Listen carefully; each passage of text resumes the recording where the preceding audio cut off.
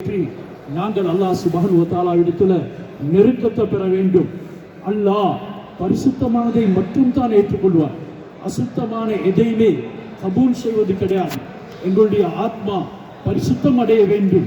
இதனால மாதம் ஒரு மாதம், வருடம் ஒரு மாதம் அல்லாஹ் சுப்ஹானஹு வ தஆலா எங்களுக்கு தரக்கூடிய இந்த பயிற்சியில நானும் நீங்களும் இயன்ற அளவு முன்னேற வேண்டும்.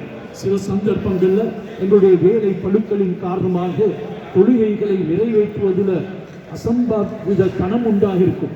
அதில் இருந்து நாங்கள் தப்பி அல்லாஹ் சுப்ஹானஹு வ தஆலா இடத்துல நெருங்குவதற்கு முயற்சி செய்ய வேண்டும். கஷ்டத்தோடு எதையும் செய்வோம் என்றால் நிச்சயமாக அதற்கு பிரதி கூலிகளை அல்லாஹ் இரட்டிப்பாக்கி தருவார்.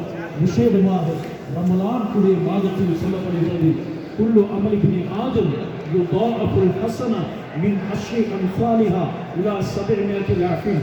ஆதமுடைய மக்கள் செய்யக்கூடிய ஒவ்வொரு அமலுக்கும் அல்லாஹ் 10 to 700 வரைக்கும் நன்மைகளை இரட்டிப்பாக்கி கொடுக்கின்றார். ஆனால் நோன்புக்கு கொடுக்கக்கூடிய பிரத்யேகமான கூலியை பாருங்கள். எந்த அளவுக்கு அல்லாஹ் அடியானோடு இரக்கம் வைத்திருக்கின்றான். இல்ல சௌம், நோன்பை தவிர. நோன்புக்கு அப்படி வரையறுக்கப்பட்ட கணக்கொண்டு இல்லை. 10 to 700 என்று அல்லாஹ் ஏனைய அமல்களுக்கு சொன்னதை போல நோன்புக்கு சொல்ல இல்லை. நோன்புக்கு அல்லாஹ் சொல்கிறான், அதற்கு நானே கூலி கொடுக்கின்றேன். அல்லாஹ் சுப்ஹானஹு வ தஆலா தான் அனைத்து அமல்களுக்கும் கூலி கொடுப்போம். ஆனா பிரத்யேகமாக சொல்வதாக இருந்தால்